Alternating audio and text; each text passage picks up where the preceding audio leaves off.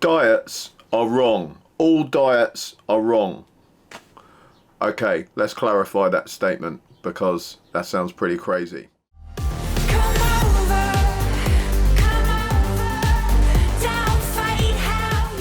Do I believe that? Yes, I do. All diets are wrong. But there's a caveat to that. So it's the concept of diet that I've got an issue with, because diets in themselves don't work. We all know people that have been on a diet. We've probably got a relative, maybe you've done it yourself. You go on a diet, you lose the weight, and then you go back to normal again because you finished your diet, you've achieved your goal, you've got to your goal weight, and then the obvious thing to do then is to return back to what you did before and eat the same things as you did before. And then guess what? You put the weight straight back on, and most of the time you put even more weight back on. So firstly, why does that happen so quickly?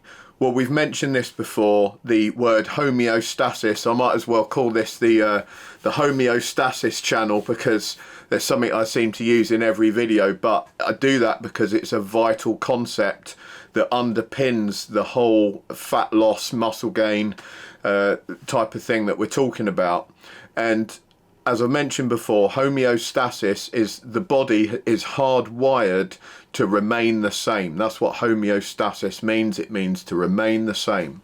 So the body, if it's doing okay, everything's fine, and you've been alive for X amount of years, the body just wants to retain everything as the same, because your body weight and your whole, the context of how your system's working has all added up for this amount of years to mean that you're alive and you're functioning.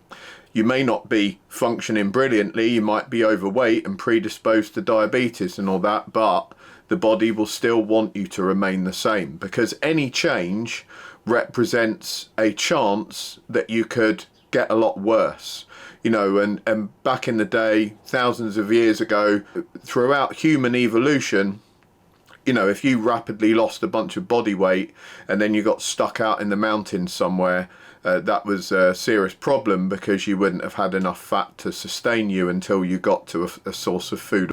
So that's why that is hardwired into us.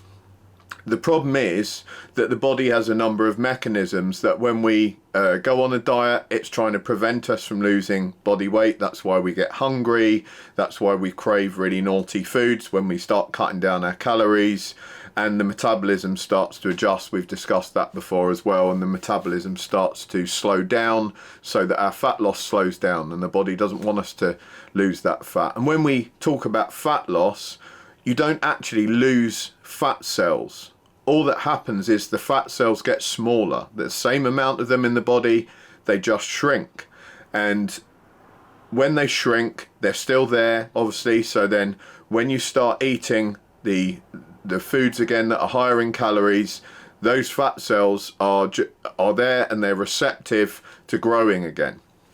So it tends to happen that as soon as you come off a diet, the body has all these cravings, to get you to eat food.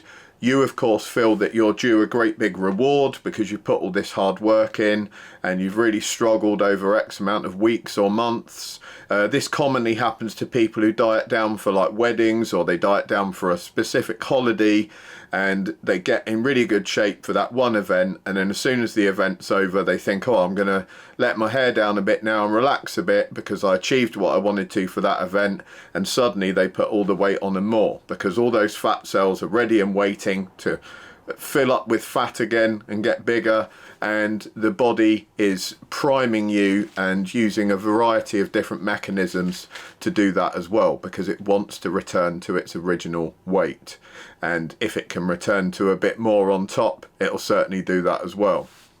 So that's why diets don't work. So what can we do about that? Well, the answer to that isn't a favourable answer. It's not something that most people want to hear. Because what we have to do is make a complete lifestyle change. There's no point in thinking I'm going to go on a diet and get to X weight. The thought process should be, I've been living in a lifestyle that is contributing to me being overweight and having various different types of ill health. I want to do something about that permanently. What can we do about that? We can change the lifestyle. We can adapt ourselves to a better lifestyle that isn't going to present us with health problems, is going to go and see us into older age and hopefully into very old age, so that we can live a full and healthy and productive life, and we can continue to be mobile, get around and do the things we want to do, spend time with our loved ones. And if you really think about this, what are the important things in your life? The important things for most people is family, close friends, having loving, positive relationships. And that's only possible if you're in good health. If you cannot move out of your bed, or you're so ill that you can't walk very far, then that's a significant obstacle that comes between you and having those productive relationships and getting out and experiencing things in life. You want to go out with maybe your partner and have a life experience and go on maybe a holiday, or when you retire you want to go and see different parts of the world, and that's only good fun if you can share that with people that you love. If you're physically unable to do that, then you've become unable to enjoy those experiences, but even worse, you've become a burden to the people that love you and that you love. So I would strongly urge you to consider all those points before you kind of think that making a lifestyle change is too hard, because it is hard, but it's not harder than being a burden to all the people that you love the most, and it isn't harder than missing out on some of the most amazing experiences of your entire life because you decided to have some burgers instead of eating a sensible diet. So when we make that lifestyle change, we have to consider that it's sustainable. So some people have been talking about extreme diets. I posted up a little bit on the carnivore diet, and one of the reasons I really don't like those extreme diets is because they don't tend to be sustainable for a long period of time. And that's one of the reasons I advocate cheat meals, is because I have a strict diet all week, and it's a strict diet. It's not extreme. I still have porridge in the morning. I've got my complex carbs in there. I can put a bit of sweetener in that. I drink diet cherry Pepsi Maxes. People have said, don't have any of those, sugar-free drinks. Oh my God, they're so bad for you. Well, you've got to have some enjoyment in life, and you've got to be able to sustain the lifestyle that you've selected. So life would be pretty dull if you were just eating, a plate of raw meat every day, or whatever it is that this crazy diet is pushing, and you can never have any sort of sweet stuff, and that's you for the rest of your life. No one's going to stick to that, and if they do stick to that, they've probably got something going on that isn't quite right, because you would have to be a pretty extreme personality to be able to conduct yourself in that way forever. I mean, it limits you. You can't go out, you can't enjoy yourself, you can't have a meal with your friends, you can't do anything. So that would be highly unusual. Pick a lifestyle that you can maintain for a very long period of time, and once you've chosen that lifestyle and you're living it, and you start reaping the rewards, and you get healthier, and you grow some muscle tissue, and you get stronger, and you look in the mirror and you feel good about yourself, you will actually want to continue with it, because the good feelings that you get out of that massively outweigh the the sort of, oh, I can't have a burger every day, or I'm missing out on cheesecake on a Tuesday evening, or whatever. It outweighs that by 100. Believe me, when you look in the mirror and you're pleased with what you see, that massively outweighs those sort of food cravings, which really only give you like 5 minutes of excitement and a bit of dopamine release, and then it's gone, and then you feel guilty and horrible, and you look in the mirror and think, God, why did I do that?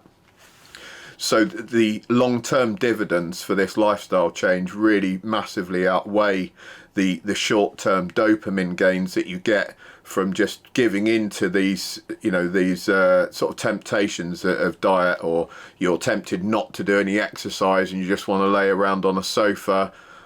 doing the exercise, how you feel afterwards, you feel so good about yourself that outweighs the like short-term reward you get from like going on YouTube and going through a few shorts videos and laying on a sofa all night, because most of us feel pretty unfulfilled after having done that for a few days in a row.